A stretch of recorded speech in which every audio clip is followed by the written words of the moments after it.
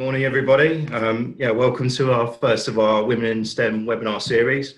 For those who don't know me, I'm Adam. I head up the technical recruitment function over at the One Group, and we got our host, Emma Bould, who will be kindly taking us through a lot of her knowledge and experience in a short time.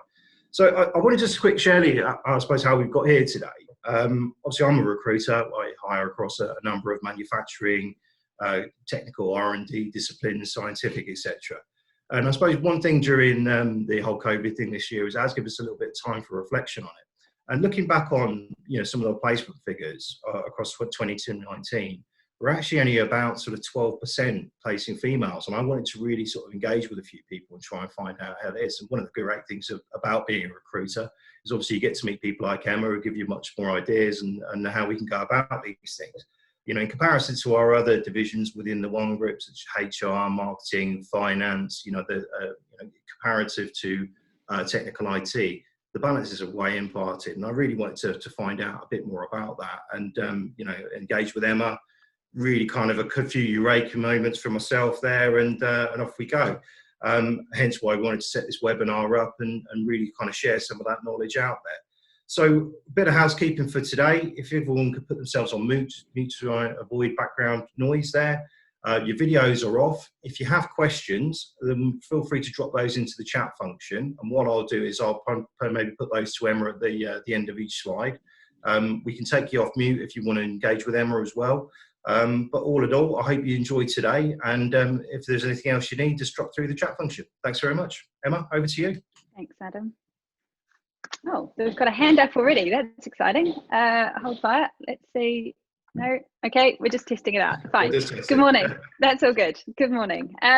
So yes, thank you. And I'll just pop that on there. So yeah, thanks for the opportunity from the One Group to talk to you this morning.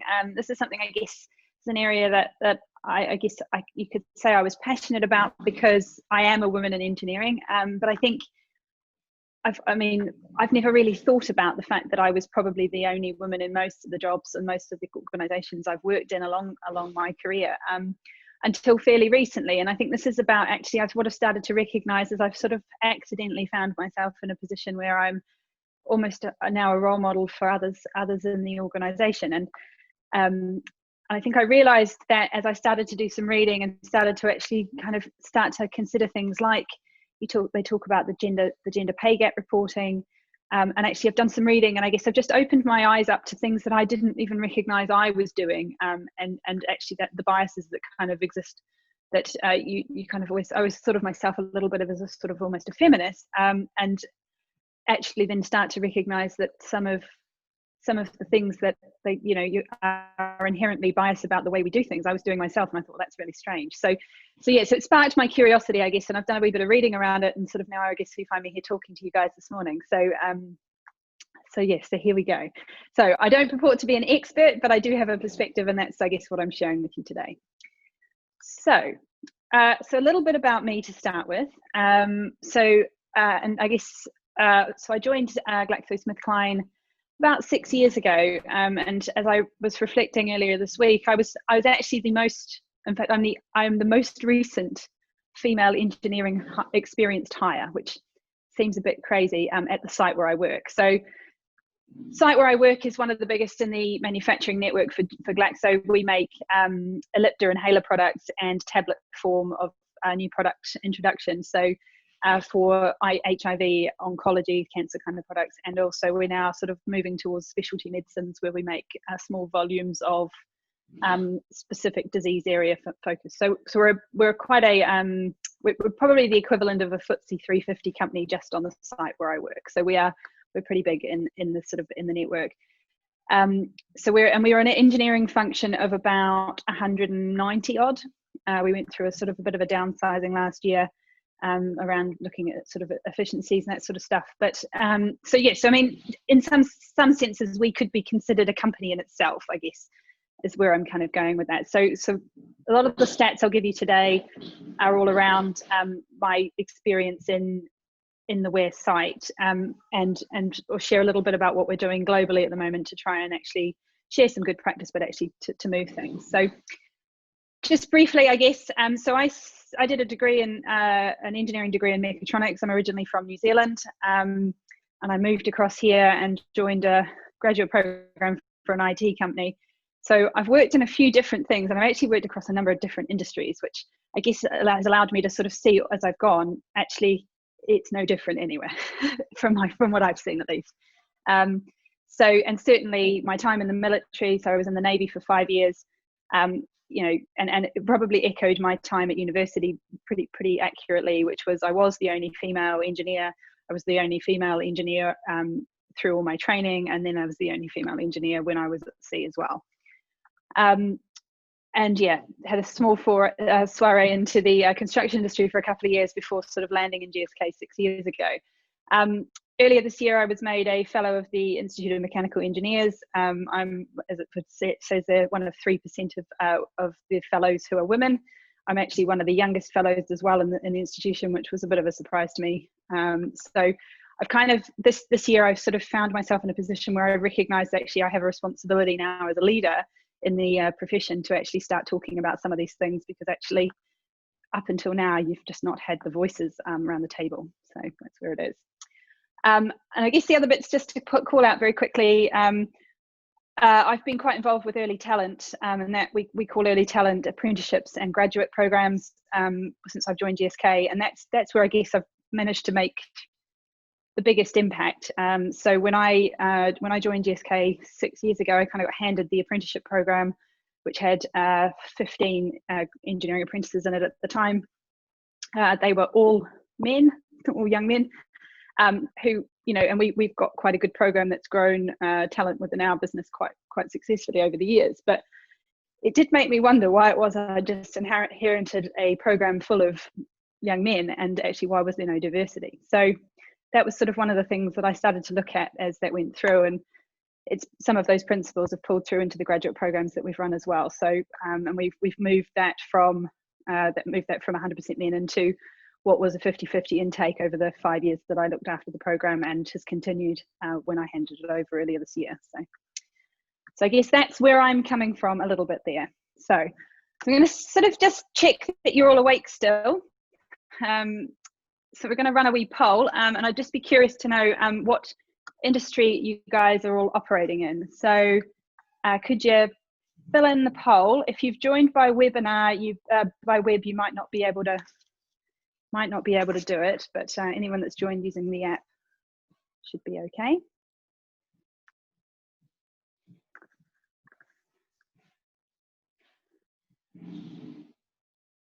Okay. All right, I think we are pretty well there. I'm just going to close that. Last one's in. Okay. Fantastic. Okay, just going to share those results so you can see that. I don't know if you can see those there. So looks like sort of 50% of those on the room, which is helpful, right? Because it helps me to know who it is I'm talking to this morning. So yeah, so about 50% of you guys are in engineering and manufacturing, and probably a good chunk of the rest of you in science and technology. So that's really helpful because it helps me to understand that I'm actually talking to an audience that relates. So thank you very much. Okay. So let me just pop that there. Okay, let's move along. So, so where are we currently? And I talk about this mostly as a profession and as an industry around what the research is currently telling us. So there's a few kind of stark stats there, and some of my favorite ones in here are pretty impressive. You know, 12% of the engineering workforce are women. That's pretty shocking. It was 9% a couple of years ago. So, I mean, you could argue we're doing better than we were. Yeah, some of the other bits and pieces, you know, 2/3 of female engineers don't resume their engineering careers after taking maternity leave. That terrifies me because, and actually to some extent it actually reflects some of the challenges we have around, we try to work out why we can't pull women through the business, because what that 12% of the engineering workforce being women doesn't say is that only about 2% of them make it into senior engineering leadership roles. So, you know, you've got a massive drop off of people, and actually that's talent that you're losing out of the pipeline. We call it the leaky pipeline. So some other interesting things, I guess, to start to think about those stats. 61% of businesses are not confident there's going to be enough people to fill their high skilled jobs. So if we start to sit here and say that more than half the businesses don't think they've got enough skill set for the roles that they need in the future, and we've got less than 12% of our workforce being women, you can see there's a massive opportunity to start to look at how do we start to gain that. And actually you see that in terms of I think you see a lot of stuff published around at the moment about, you know, the opportunity to start to grow is down to how do we actually get a balanced workforce, because there's a lot of people who could be working, who would possibly want to be working, that actually, you know, you just haven't managed to bring into the workforce. One of the other things that I find really interesting, and it talks to that retention thing I was talking about earlier, and that 2/3 of women engineers not coming back after maternity leave, is we lose 57% of women engineers from the professional engineering register before the age of 45. And that, when you compare that to the male equivalent, it's about 17%. So there is definitely something wrong. There is definitely something wrong with what we're doing. Because you can almost guarantee it's not because women don't want to be there, but it's because actually they're making choices to do other things, and those will be compromises potentially. We still hear of, and this is sort of a bit terrifying, we've done some focus groups recently, we still hear of women hiding their pregnancies out of fear of being overlooked for promotion, if they're even looked at all, and that's a different story in itself. But you know, we need to start thinking about what do our workplaces feel like, and why do people feel like that's what they have to be doing. So we consider then things around sort of the gender socialization and sort of traits that are more common in women than men. Women don't tend to self-advocate for higher pay, and that's because there's actually social backlash associated with that. Whereas in comparison, generally men don't feel that same social backlash, and that's just about how they're viewed after they've gone and had the conversation. But interestingly, if you start to look at some of the other things that go on, so women are perfectly capable of negotiating, and actually, interestingly, when they advocate for others, they will actually do better than their male counterparts. But interestingly, as soon as you turn it into the advocating for themselves, that's where it seems to go wrong. And it's interesting because I actually, when I read that stat, I recognized something I'd done myself earlier this year, and I was like, oh my God, that actually happened. You know, my colleagues, a couple of my male colleagues have turned it into a bit of a joke, and we sit there and laugh at it all the time. You know, I'm not very good at actually articulating my value and having the conversation about pay. But earlier in the year, I think I advocated for 16 engineers where we'd got something a bit wrong. And I spent a lot of time with my boss unpicking it and got a really good outcome for them. And I recognized that, hey, I've just done exactly what that stat was saying. So, and I had no problem with that, but yet completely don't when it comes to myself. So it is interesting because I think as you start to read some of this stuff, you can start to identify where some of the challenges are and why they are challenges. So the interesting thing from that is if we're going to shift from the current state, we need to recognize we need to do something differently. So, and that's, I guess, trying to understand what are the cause of some of these problems. So let's go with this. So we've got a few barriers here, and this is, I guess, again, tried to pull up some stats that support this, but I would like to also pop out another poll just to see where you guys sit whilst we're talking about this. So let me just launch this now.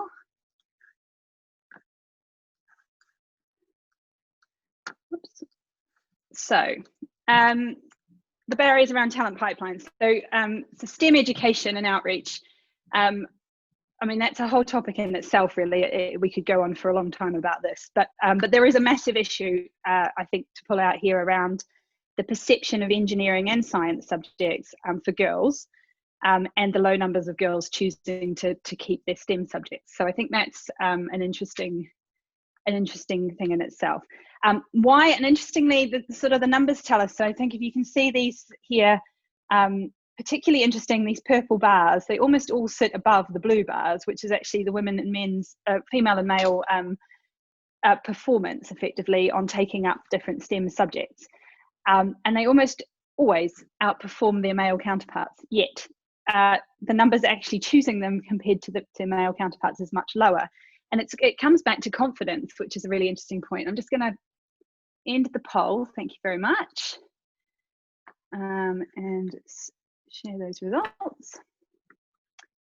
So hopefully you guys can see that. So that's really cool. 50% of you guys are doing STEM outreach, but I guess what that says is there's probably just under 50% who aren't. Okay, so if we start to think about what we need to do to try and encourage people, encourage young women, and actually just in general, good people to retain their STEM subjects. Some of this is about supporting people to see others like themselves. So that's one of the things that we did a lot of work on, was trying to build our pipeline of early talent. And actually, if you're thinking about trying to recruit apprentices and graduates into your business, to be able to get yourself a pipeline of 50-50, there's got to be those people out there to start with. So we do things like industrial cadets. We do a lot of different kind of STEM outreach type things to the local schools. And actually what that's trying to do is encourage, it's kind of giving people a bit of a taste for it, but it's actually also giving them exposure to seeing people, different types of people who do that. We've got a combination of young women and young men who go out into the business, and actually you start to see people can identify with different types of people. And engineers don't all look the same. They don't all wear hard hats. They don't all wear high-vis vests. So interestingly, confidence seems to be a really big challenge in that space. So they say something in the order of 2% of 16 to 17-year-olds felt that subjects like science and maths were difficult, more difficult than non-STEM subjects, which is probably fair. But the swathes of research show that girls in particular perceive their capability in STEM as unrealistically low. And the striking finding is that given the girls outperform boys in STEM subjects at GCSE and A levels, it's a perception thing rather than an actual reality. So there we go. Okay, pop these out of the way. Okay, so talent pipeline is your first thing. If you haven't got them there to start with, you're not going to pop them into the system.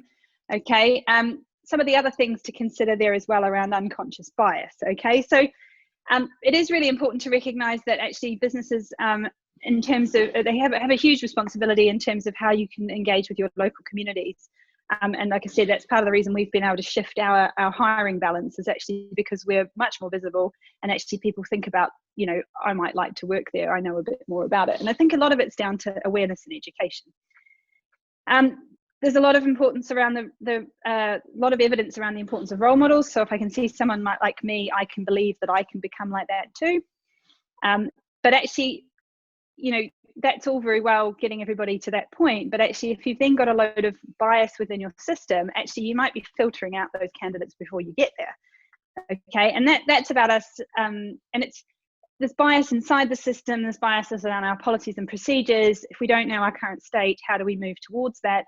There's a number of things that could be stopping us, and I think actually every business needs to almost take a bit of an inward look at itself and say, hey, what is it that could be happening there? And actually bias is a really interesting one, because, and I can recall probably a conversation I had with somebody very senior in my business recently. He said to me, I don't have any bias. And I was like, of course you have bias. We all have bias. And I think that's the thing we need to recognize. But I think the view that lots of people don't appreciate what their biases are. And I think that's the key, is around actually becoming able to recognize that maybe I am biased towards wanting to hire more women, and therefore what I need to make sure is that I've got somebody to counter that off. So actually what I then get is a balanced view in the room. And I think this is where we talk about the value of diversity and inclusion, but diversity particularly is about having different voices around the table. And those different voices don't need to be just women, or they don't need to be men and women. They don't need to just be a balance of ethnicity. Actually what they need to be is a balance of experiences, perspectives. And as I was looking at this the other day and recognized that I was probably the most recent experienced female engineer that was hired, what I recognized there is I'm sitting around a table with people who have all grown up through the GSK system. So actually I bring a different perspective because I've come from outside the organization and I've seen it done differently in other places. That is diversity. And I think that's where we need to get away from being able to pigeonhole people into those different boxes, and need to recognize that actually diversity comes in many forms, and actually trying to start to break down those barriers and think about things differently is really important. So I'm just I just got yeah, a question from Sue. I thought was probably quite timely yeah, sure. here. So thanks Sue for the question. We were just saying about talking about perceptions really. You know, how do we get girls to perhaps see STEM subjects as being cool? You know, her daughter's exceptional in this area, but sees it as a topic that she might be perhaps be bullied by her peers in there. So what would you say to that?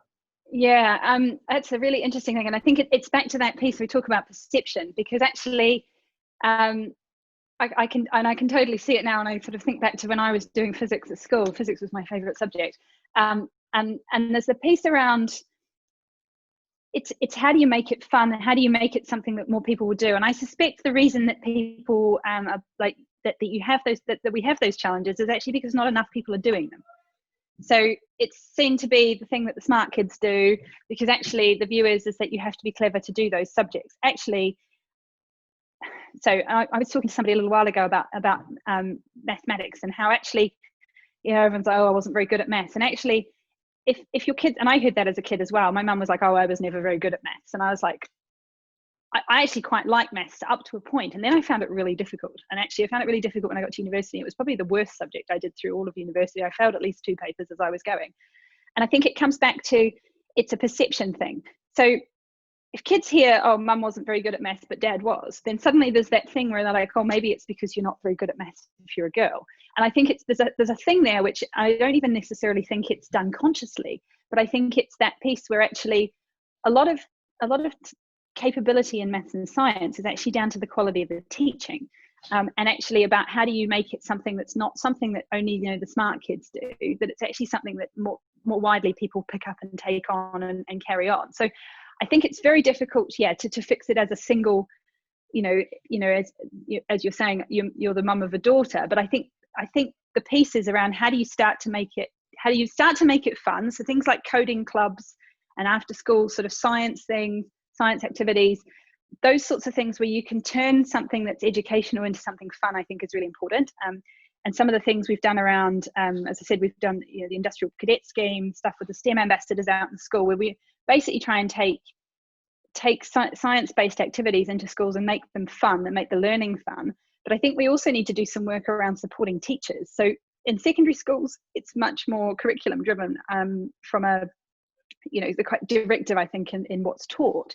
But I think we don't necessarily do enough work in the early stages of education. So actually the formative years of kind of, I guess, the key stages 2 and 3 in the primary school space is where I think a lot of those perceptions can be formed. And I think actually some of that, to some extent, primary school teachers have to cover such a wide range of subjects that actually what we need to do is help them to actually make science and make maths more fun, and I guess something that's actually everybody can be great at. And I think that honestly is where it starts. It's almost, there's a bit of encouraging people and sort of seeing people like themselves. So that's where you get that from the industrial cadet schemes, local careers fairs, and actually just by meeting others who are doing those sorts of jobs and trying to, I guess, bring them to life. But yeah, I think it is a real challenge. I totally take it. But I think that's where we probably need to look at the whole STEM education system and look at how we're helping it all the way through. It's interesting because it's the reason I've recently become a governor of a primary school, is because actually I want to try and help make a difference at early stages of education. So that's something I've recently picked up as something that I sort of like, something I can give back into the community. So it's a great question. Thank you. No trouble. Okay, so I think probably now it's probably worth mentioning. So GSK, the global engineering leadership team in GSK are all white men, with the exception of one female who is not an engineer.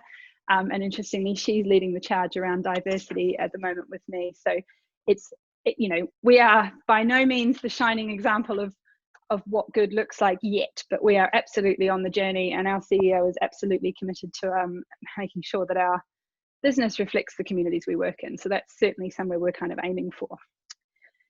So I'm going to pop this up here, another poll. Sorry, keep you going, trying to keep you guys all engaged.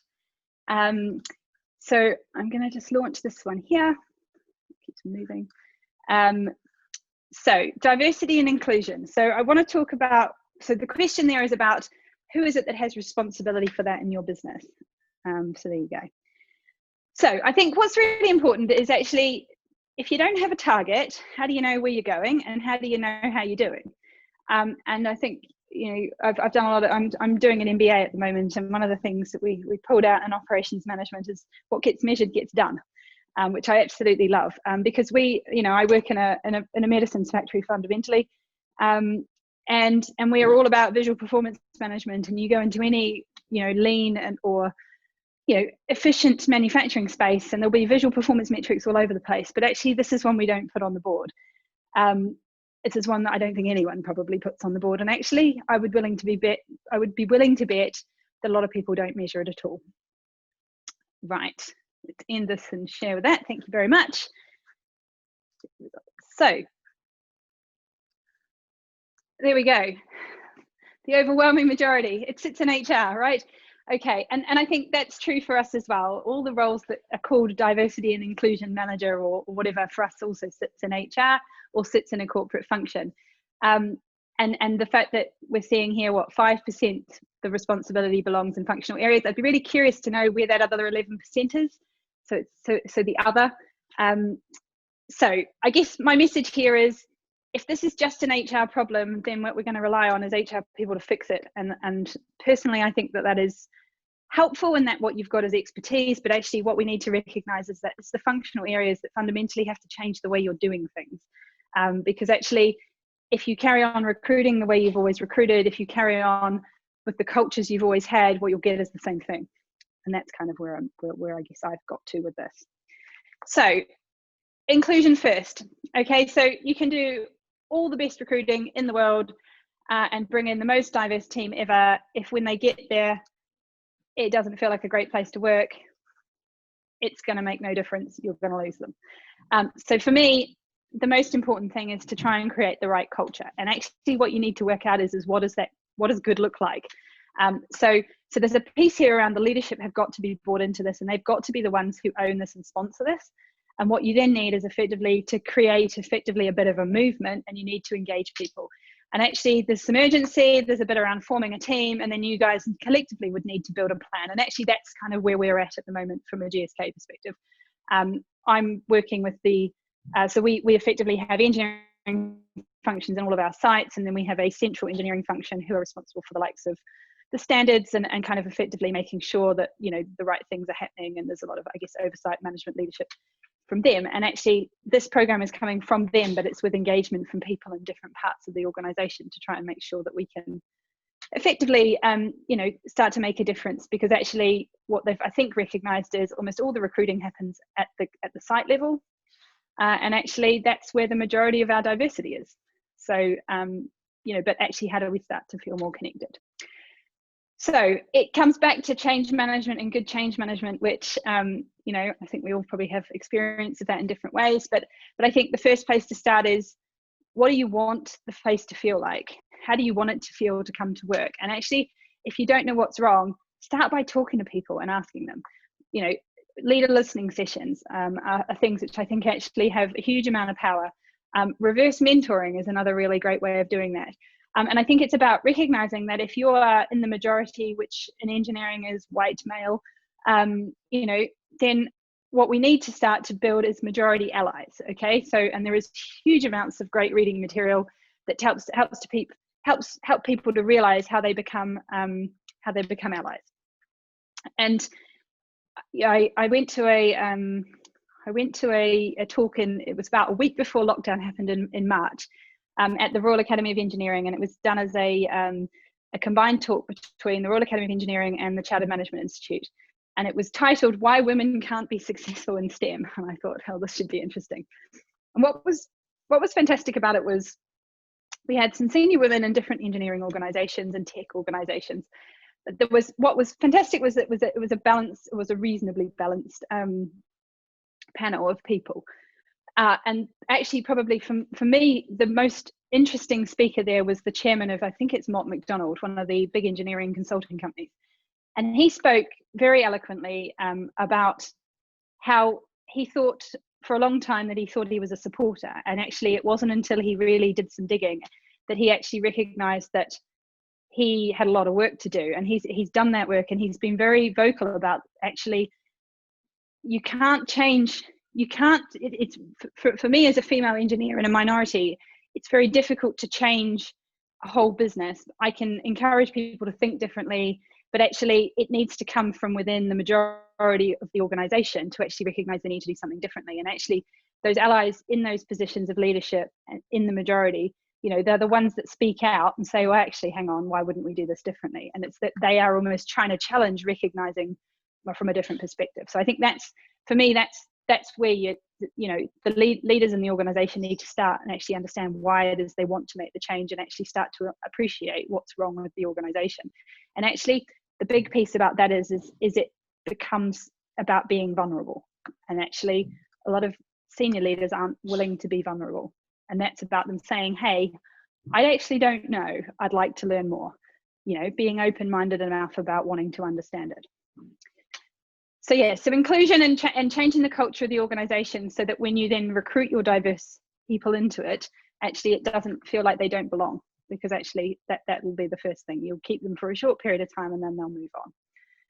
Okay, and then there's a piece around moving the dial on diversity, which obviously is a bit of a process. And we were talking a little bit about this at the start of the session, which particularly in engineering, you know, it takes a long time to grow engineering competence and engineering skills. And, you know, in a lot of cases, what we're doing as engineers is actually dangerous, you know, and all the rest that goes with that. So you need to build competence, and that takes time. So what it means is you've got to have a target now, because if you wait for another year, you're another year down the line. It could take 5, 10, 15 years to change that that balance and to become more diverse. So actually, the longer you wait to start, the longer it's going to take. Oh, we seem to have gone the wrong way here. What's happened here? Sorry about that. Okay, so I'm going to pop up another poll very quickly, just about measuring and understanding. So let's just see where we get to here. So just like to know is, do you actually understand the current state in your organization? Because without a target, I guess my perspective here is that you don't know how you're doing. Therefore, how do you know where you're going? Okay. Just let those come in for a bit. So yeah, I guess if you want to think of it in, I guess in a kind of visual way, technical competence takes time to develop, and so does diversity. And it's like changing the direction of a supertanker. You need a heading, but it's going to take a while. Okay, here we go. Share the results. So where are we going? So okay, so about half of the group have got and do understand their current state, and half do not. There we go. So I think that's, for me, is an interesting kind of piece to be, because I think we don't fully understand ours. I think we've done bits and pieces over the years. I think we've probably measured women and men, but we probably haven't done any other measuring. So there we go. Right. Okay, let's keep popping back. There we go. So if we're going to turn this super tanker, we need to think big, and that's about leadership commitment. And that's, I guess, what I've come to realize over the course of the year is that what you actually have to do is you've got to get your leadership teams, firstly, open-minded and invested in the change. They have to be willing to learn, and they have to be prepared to be vulnerable. And Brené Brown has done some fantastic stuff about vulnerability. If you've not read about that, she is, I think she calls herself a researcher storyteller, and she has done all of her research in shame and vulnerability, and it talks about the sort of psychology behind that. And it's fascinating, and it's really very eye-opening when you start to then consider that actually saying I don't know is something people aren't willing to do, but actually I've come to recognize that that's actually a massive sign of strength, because what it says is I'm humble enough to say I don't know the answer, but I'm also willing to learn and listen to others. And I think that's where, if we need to get our leaders into that position where actually, if they're willing to listen, they're actually willing to learn, and we can make those changes. So I think finding internal advocates, there will always be people who are keen to do something about this, who have either not felt like they can in the past. And actually, if you've got an organization of people who aren't and don't want to change, then the question for me is probably back to the culture, which is, what is it about your culture that has encouraged that to be like it is, and actually to consider what that is. what needs to change, and actually why you would need to change. There's a pretty strong case. There's a lot of material out there about the value of diversity and the value of inclusive workforces, and it links into engagement and effectively how do you get that discretionary effort out of your staff. So there's a huge kind of, I guess, a huge business case associated with why this is a good thing to do. So I think it's a bit around, how do you start to make that fit for your organization, because what will fit in GSK won't fit in other organizations. And I think that's about, it's hard. This is not an easy thing to change, but I think there's got to be a will to do it. And then, measuring your progress. And I think we've had a lot of discussions about that recently. And we've recognized that, we can't change it overnight, but actually what we have to do is we have to show that where we want to get to, and that might be a 5 or a 10-year target, and that we know where we are right now, and that we are making steps in the right direction. And I think it's recognizing that it's not a quick fix. So you have to be committed to this for the long term. This is not something that's going to sit on someone's objectives for the year and attached to their bonus next year. This needs to be a long-term thing, which if you've got long-term incentives, maybe could be tied to that if that's the way your business works. But fundamentally, the reason for this should be about supporting all those other activities you're trying to do and actually helping you deliver those better. So I think that's, I've got some stats here actually just around what we've done. So we have, what have we got? I was the last female experienced hire, hired 6 years ago. We're doing okay at retaining in the lower levels, but we don't know why we don't pull through to the senior roles. That's my next piece of work to be doing.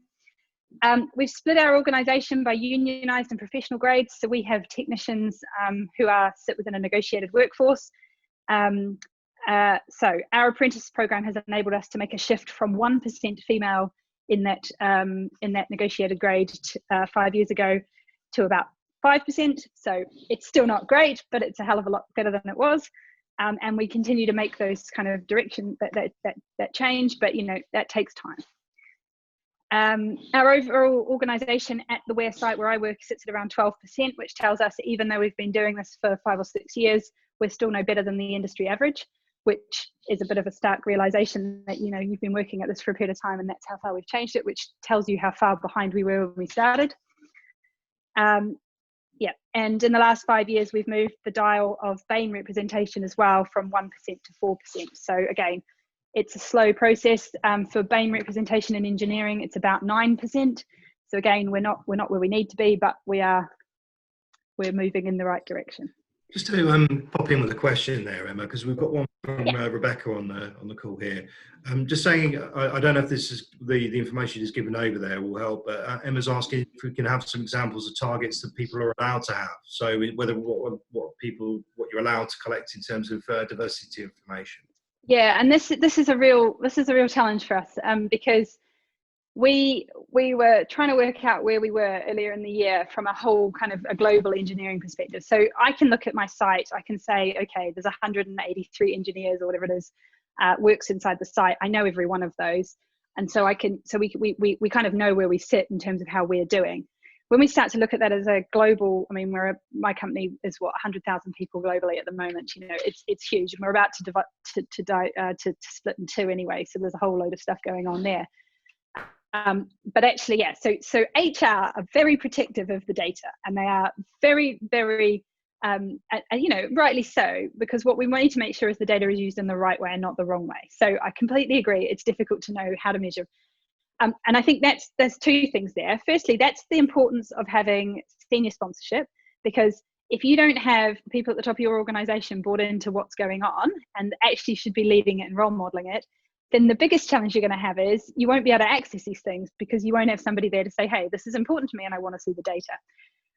HR will control it. And I think, so what we've done is we've basically, the team we've built and it's being spearheaded. We had a change of global engineering, head of engineering in December last year, who's actually US based and has been stuck in the US. So he's actually been really keen to engage with people because he hasn't been able to travel. But he kicked it off for us. He's been really clear. It was him. I started this all in June when I basically challenged the senior leadership team of white men to basically share their commitment on social media, internally and externally, about their commitment to International Women in Engineering Day. And it was just one day, and I was holding up a little sign. We did a thing at site. I kind of got a load of people together and we stood in a socially distant space, and then we posted it up on the internal. We use Workplace, which is like Facebook for companies. So what it allowed us to do when he kind of got, he'd been thinking about it evidently for a period of time, and then we sort of connected up a few months later. What it's allowed us to do is actually, there's aligned HR people working with him to help him to do the things that he needs to do to drive a whole engineering organization. In smaller companies, to some extent it might be easier, but what we've done is we've got an HR person that sits on this team who is aligned to support the engineering function. And they're the ones who are the keepers of the data. So we don't see all the individual data, but in an aggregated sense, that person has effectively aggregated a load of data together to help us understand where we currently sit. We as a company have a challenge because, and we're going through a process at the moment, we're trying to get people to update their HR data, because the other challenge you've got is it's very hard to measure if people haven't put that data into the system, and they're not, there's nothing saying they have to. So this comes back to, and what I think they were saying is actually it tends to be those who are in the majority who don't want to put their data in because they don't want to be disadvantaged, which is another piece around thinking about how is that message being driven from an inclusion perspective. Because what we're not saying is those who are in the organizations who are the majorities aren't valued. But what we're saying is we need to get better at not just by like making it's leveling the playing field, right? So I take your point about it's really difficult. What I would say is have a stab at what do you want to measure. So one of the things we've said is, from a global perspective, every one of our sites works in a different part of the country, a different community, a different country to some extent. So the target or the or what good looks like in a site in North Carolina in the US is going to look really different to one in Ware in Hertfordshire compared to even one in Scotland. Okay, so what we've actually said is that take a look, and this is some of the, I guess this is some of the thinking behind it, is this has to be owned not at HR in the central at HR centrally or in the central global engineering function. This needs to be something that people at the shop floor, let's call it the site level, need to understand and need to really be engaged with. So actually what we've said is that we would like to make it the responsibility of the engineering director in each of the sites to do a little bit of research. What is the demographic of the community they work in? What is the demographic from an engineering perspective in the country? Now you could look at the UK, there's some aggregated data, so it's easy to see if the average is 12% women, is 16% women at early career stage and 2% at senior leader stage, and it's 9% BAME, then actually you can look at that, overlay that with what you have in your community and say, actually, we are less well represented in the north of Scotland than we are probably 20 miles north of London. So therefore, what we would target would be different. And I think the answer is there's no perfect answer, but I think you've got to have something and actually, and use some judgment. And actually, then what you can start to use those numbers to do is to start to say, okay, if my target for, BAME and female is the industry average or maybe a little bit above it, then what I'm saying is for every 10 people that I take through my recruitment pipeline, I'm going to challenge my recruiter to provide me with at least 2 female candidates and one diverse candidate from an ethnicity perspective. And that might be all you need to do, but it's a bit around saying, I'm asking you to do something differently and start to try and at least recognize that if you don't do that, you're never going to see those people. I think we put out a job advert earlier in the year for technicians, and we did some work, and we'll talk about this in a second about the wording on the advert, but we still fundamentally, we didn't ask the recruitment team to do anything different, and we still got 50 applicants who were all men. Okay, they were all men. There was definitely some ethnic diversity in there for sure. So, and that was fine, but we didn't have a single woman applicant out of 45 technicians. Now, the question then is that there aren't any out there? Well, we know there are some. We know there are some because we have some. But actually, if we're saying 12% of the workforce is women, then we should have seen 1 or 2 people come through. So is that because we didn't get our advert into the right place? So I think there's a lot of different pieces that and I think it's about picking out the pieces of the puzzle, working out what's appropriate for your company or where you work, and just saying, hey, we're going to set a bit of a thing and we're going to see if we can aim for that direction. And like I said, it's going to take a bit of time. But I think, and I think there is definitely something to be said around when you start to measure things. Do you want to put that out there publicly that you have a target, or actually do you want to use that target just as a means of driving internal behavior? So actually, I don't need to tell you that my target's 12 or 20%. Actually, what I'm telling you is I want to improve it. And actually, as long as the person who's accountable for that is improving it, this is not about positive discrimination. It's not about any of those things. But what it's about saying is I want to change the way I'm doing it because I want to improve it. And I think that's where it is. And I think it's probably not giving you anything tangible, but I think those are the things you probably need to think about as you start to do it. So as you start to move those things in those directions. So that's hopefully that's answered the question. Yeah, just to interject as well, because hopefully that's given us enough points there for Rebecca. Margot, we do have a bit of a section about attraction, but just asking, Margot's got a question about why we think our gender diversity is the worst in Europe.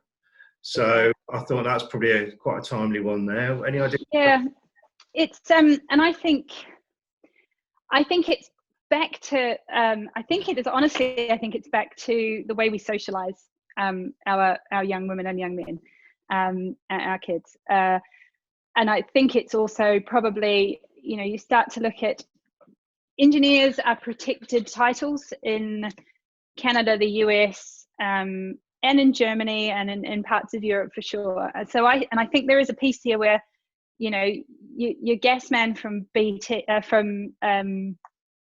Gas, and your mechanic, and the photocopier guys that come and service the photocopiers, they'll all call themselves, engineers. Can I keep the photo? And then you see it on the photocopier, right? The photocopier is broken. We've called a photocopier engineer.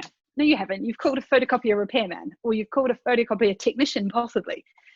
But I think we misuse the title engineer. So I think what that does, unfortunately, is it's a bit of a vicious cycle where it gives people the wrong impression of what an engineer is.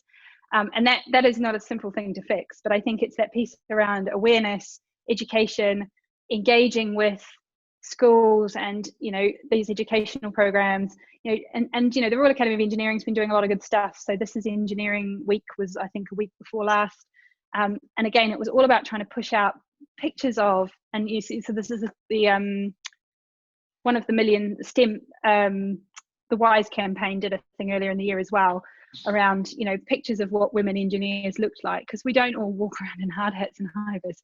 I do have both of those things and some safety shoes. But I would wear them probably once or twice a month because of the role I'm doing. But it's not the only thing that defines what an engineer is. And I think we need to help people see what engineering actually looks like. Engineering in a pharmaceutical factory, there's nothing dirty or grubby about that, let me tell you. And I think that's, there's a perception there. And I think a lot of people who don't understand engineering, if that's the perception they have, is it's all about being dirty and grubby. A lot of young women don't want to do that, and I completely get with that. That said, I obviously have done my fair share of it. It doesn't bother me too much, but I think I can see why that wouldn't necessarily be everybody's cup of tea. Okay, so we'll move on to, so those are the big kind of things. They will take a long time to do, but I think this is the piece where you need to have a bit of both. You need to have that long-term commitment and that view that you actually want to make an improvement and you want to be going there. And I think then there's a bit around how do we start to look at the just do it things, because there are some just do it things, and these are not things that necessarily take huge amounts of effort, but they will make a small difference. And it's those little bits. It's that kind of death by 1,000 paper cuts, if you like. So things that we could talk about here. So there's a piece around advertising your roles. So I have to say talent management and talent appointments were a thing I'd never come across until I worked in GSK. And I can totally see the value of them for specific reasons. And I think that's the key. For a long time, and I say that probably out of the 5 or 6 years I've worked in the company, probably inside the site where I work, this year is probably the first time we've made a conscious effort to do something different. So rather than talent appointments being the default, where we say, oh, this person, yep, we're definitely we want to, we're growing these people to be, the leaders or the engineering managers of the future. That's absolutely right. But we're also starting to think now, let's do this a bit differently. Let's put it all out there and see who else might be interested. Because actually, when you do it by talent appointment, you're picking the people and inherently using bias, picking the people who have stuck their hands up, that have put themselves out there, that are have spent a number of times, potentially a lot of them managing upwards rather than necessarily getting on with their job. And there's definitely a woman thing there, where women tend to rely on the fact that if they do a good job, someone will notice and therefore I'll get promoted, whereas the guys will go out there and say, I really want this extra job. And actually it's the ones that are in your face that you're more likely to promote. So I think there's definitely a piece around how do you start to make the opportunities visible for people, which is for me where talent management has its place, but it shouldn't necessarily be the default. It should be about specific skill sets or specific needs of a business at a time.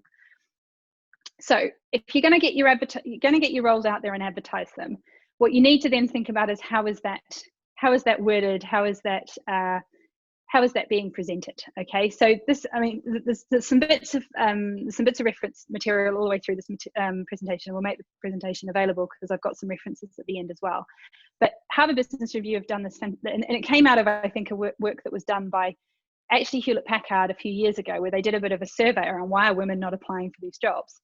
And what's really fascinating is, and we say, so men are confident about their ability at about 60% of the job advert, okay?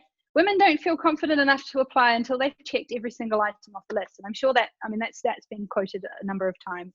So they're therefore less likely to apply. So firstly, if you've made the opportunity visible, you're over the first hump. The second bit is you need to tap some of these really talented young women on your shoulder and say, hey, you should apply for this.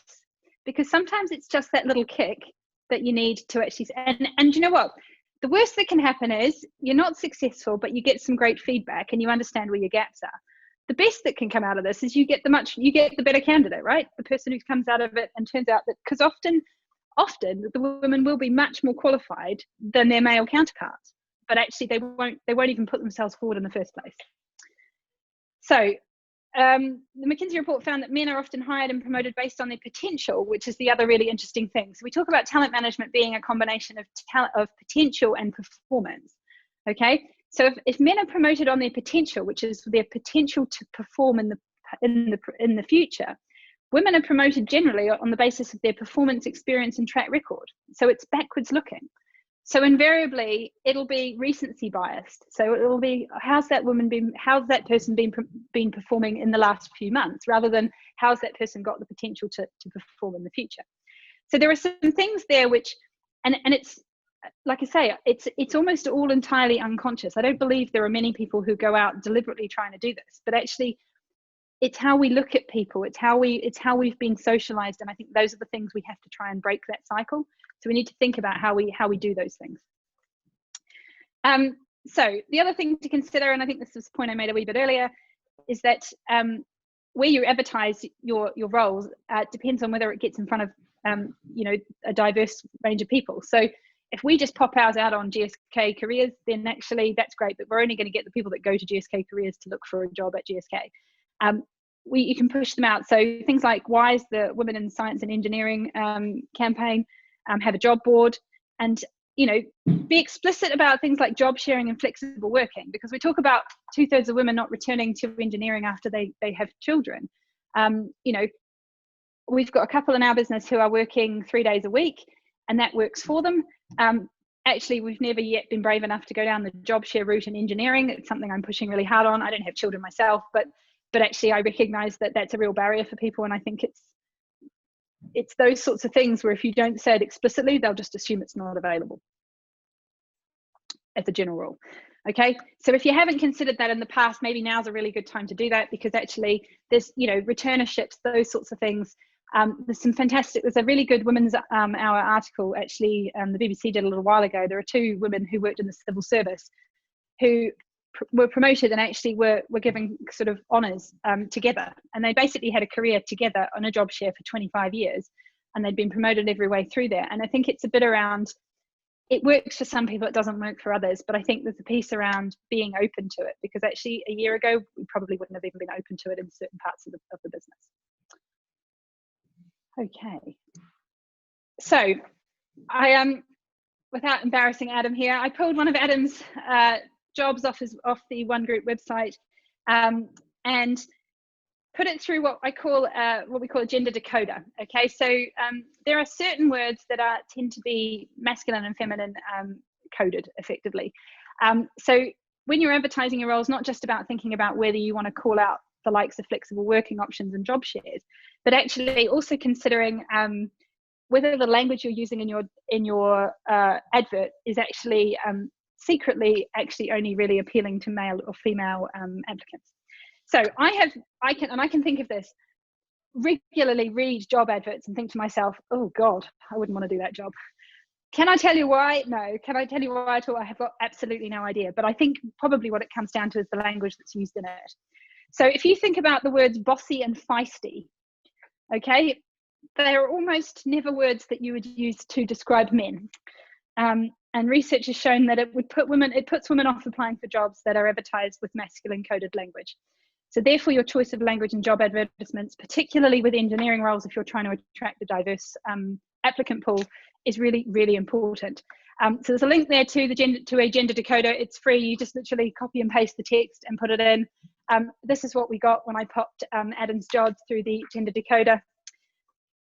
So he has got probably more masculine coded words in that ad than feminine coded words, but there is some of both. So there's at least a positive that's come out of that. Okay, and this is the thing, right? So you've got to challenge your recruitment team to produce a diverse candidate pool, and you won't do that if your language in your advert is wrong. But I think the other piece there is it's about good quality candidates as well. So I think it's fair to say, as a female engineer, I would hate to think at any point in time I was ever being hired because I was a female engineer rather than a competent person. And I think that's where, interestingly, it doesn't necessarily apply to those in the BAME community. I think some of the sort of research is suggesting that actually they sometimes will often want to be called out for being different, and that's where it is. So I think the piece is it's about recognizing that everybody's individual, but it's about saying, hey, recruitment team, we want you to come up with some diversity in the pool so that what we can then go through is a fair and open process.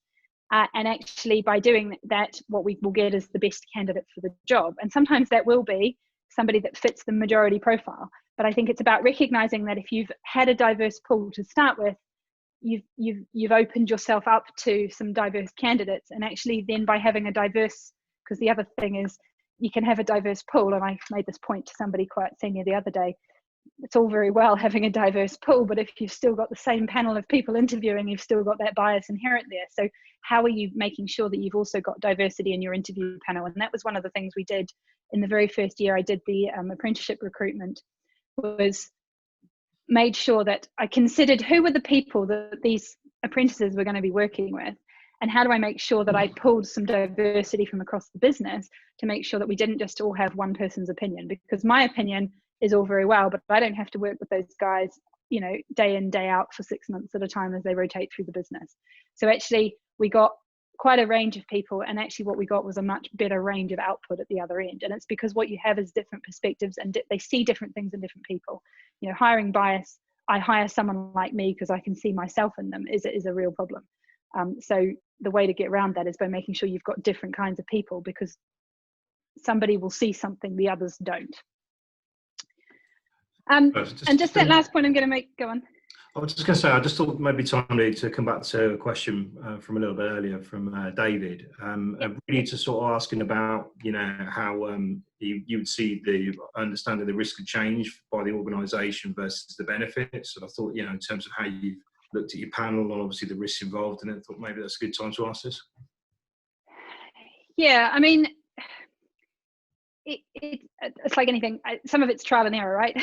There's no perfect answer in this. So I think, yeah, I think it's, and you know, we've had plenty of noise through the business as we've started to do things differently, because then it's like, well, it's not being fair, or you're being gender biased. I had one of those earlier in the year, and it's like, well, no, what I'm trying to do is we're trying to do things in a much more inclusive kind of way. So we're saying, hey, actually, we just want to make sure that what we've got is some good representation, fundamentally. So I think, yeah, I mean, I think the risk is, yeah, so there's a piece around how do you not alienate the team you've got, because actually it's really important from a business perspective that you make sure that everybody feels like they're part of this. But it's also about recognizing, and that's part of the education you have to take the whole organization on, which is we've got what we've got and we've got a great team, and it's not about making you feel like you're not adequate, but it's about saying, hey, what we need to be doing is things in a different way, because actually we will only get better and stronger if we have more variety in our teams.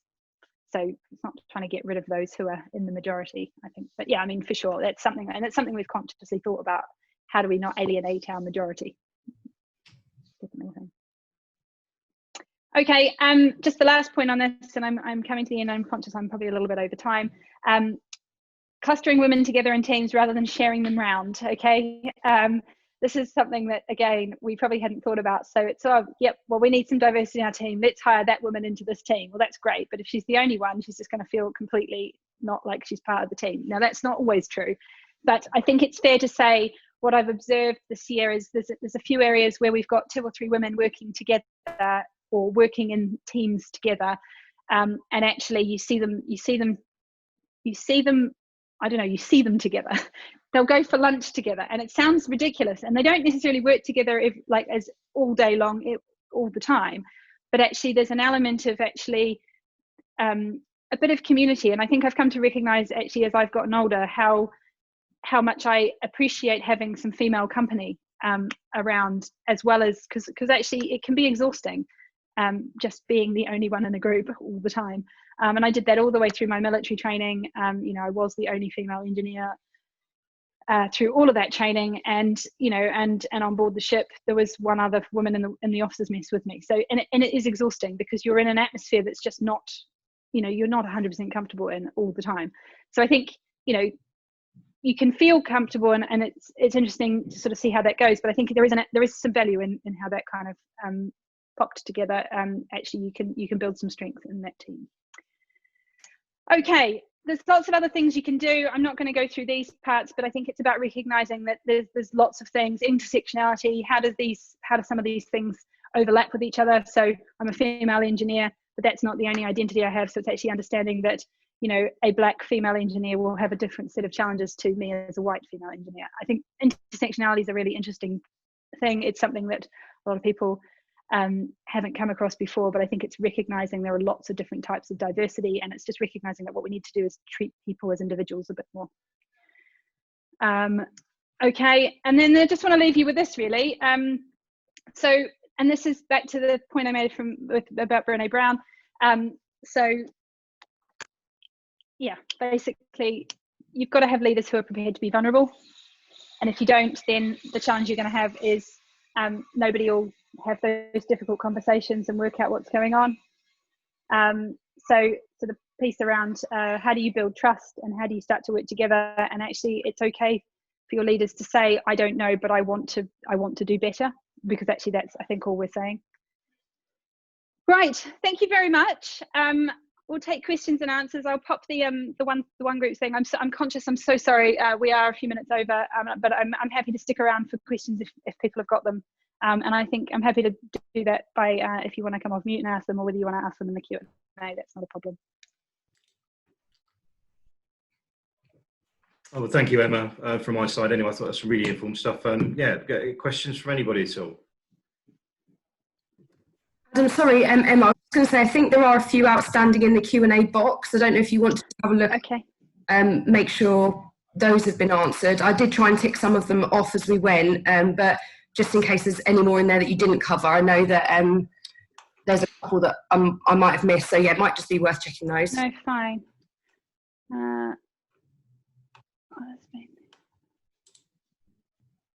It's okay, yeah, sorry. There's a bunch of these things.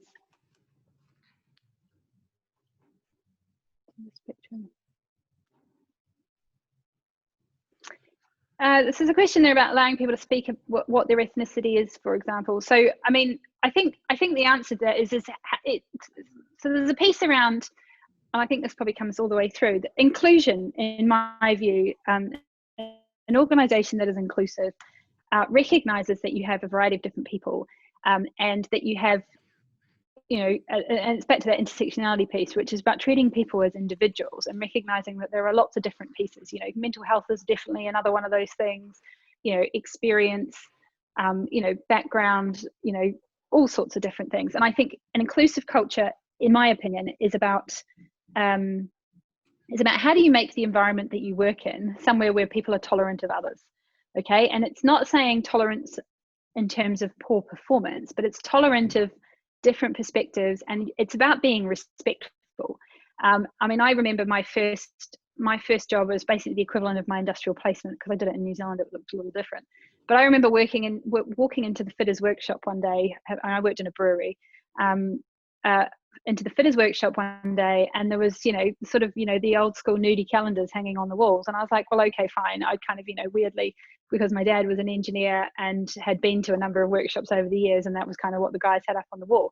You don't see that these days, or at least very infrequently. I'd be surprised if there were many modern workplaces that allowed that to still happen.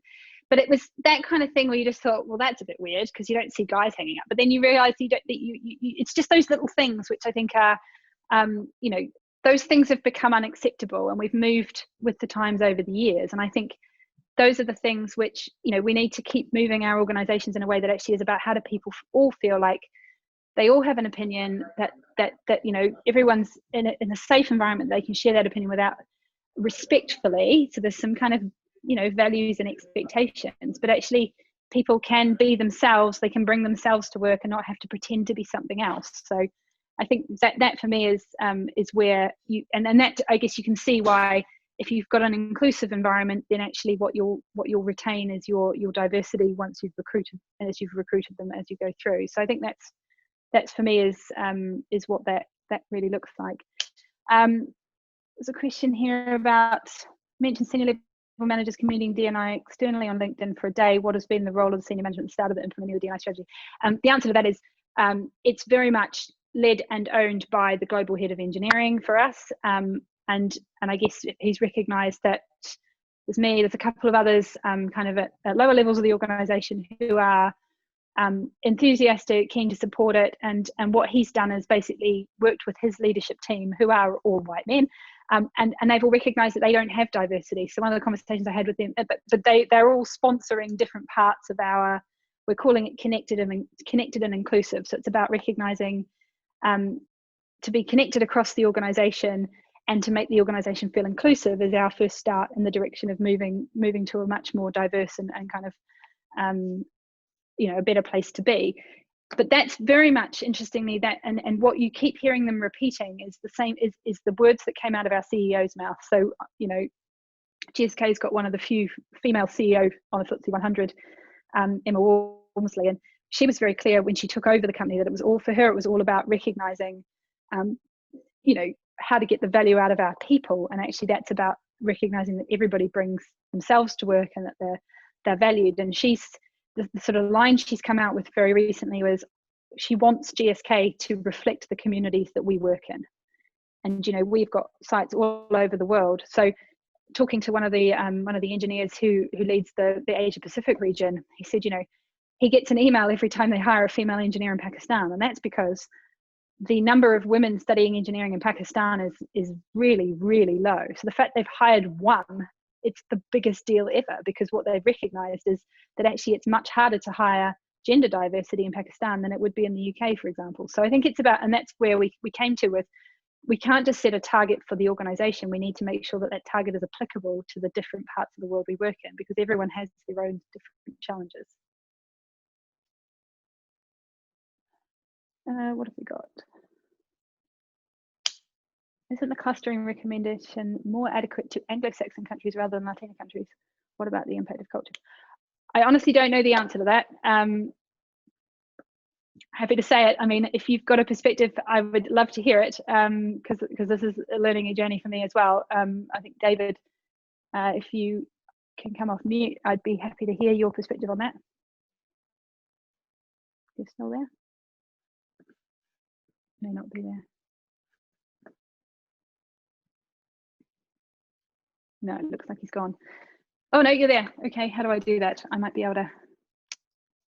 Can I allow to talk? Try that. Yeah, can you hear me, Emma? Yes, absolutely. Hi. Yeah. So obviously, I'm not British. I'm French, and was working for Johnson Matthey, large British company.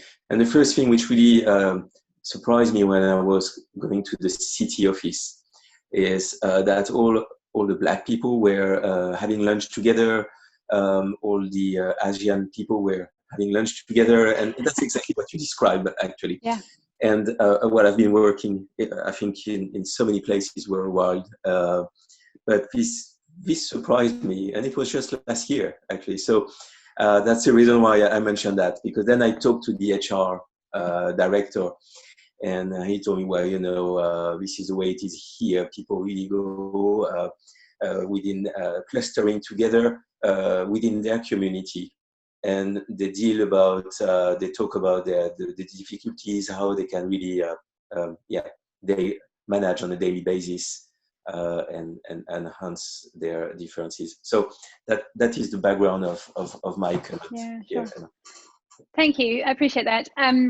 So I think what's interesting is, I mean, we have employee resource groups, as they're kind of known. So I've been involved with the Women's Leadership Initiative, and I've been actually co-leading what they call a Lean In Circle, which is basically about women supporting other women and it's that kind of peer kind of empowerment, almost, that piece around how do you support each other to kind of progress and develop. But I mean, I know we have a couple of others. We have Spectrum, which is for our LGBTQ plus community, and Spectrum and Mosaic, which are all about the ethnic diversity. So there's a lot of it that they'll run talks, but it's a bit around that piece around people. To some extent, there's an element of finding sort of, I guess, some comfort in people that are like me, and I guess that to me is also where it's really important that we start to make sure that we have role models in those roles, because I think a lot of people will look up to others and see, hey, if that person's managed to do it, then probably I can too. And I think it's that piece around, as you say, that bit around, I guess, trying to get them to get people to kind of, I guess, have lunch with different groups of people is about how do you start to build connection, and that's that's about, I guess, that what's encouraged and how do you work together, and it's building trust, isn't it? I think at the end of the day, people will be more likely to kind of connect with others in the organization if they believe they can trust, or the environment's safe for them to do so. So, and sometimes you just want to talk to someone that sounds like you, right? So, and I get that, because occasionally I miss home and I think it'd be nice to just talk to someone that sounds like me. So I think, I think it's, as long as what we can do is, I think, make the environments feel like good places to work, you will, it's a culture, they say culture eats strategy for breakfast. Somebody famous said that. So I think that's if you can make the culture feel inclusive, and whether that's about celebrating like we did, like Diwali last week, where actually those who are in that community wanted to share a bit about their culture, and actually people feel like they understand it more than, because actually a lot of the time the reason you get that segregation is because people just don't understand other people's perspectives. Yeah, thank you very much. Yeah, thank you. Anyway, this is a very, very good idea. This clustering idea is interesting. Maybe not convenient for all of the organization, but definitely could be an answer. Yeah, absolutely. Thanks, David.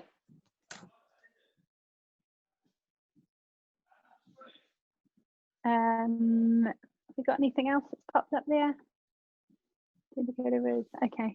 I think we're probably there or thereabouts. I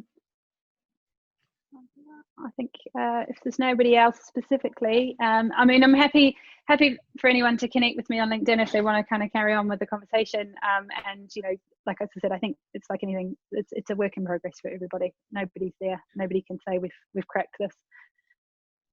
Yeah, great stuff.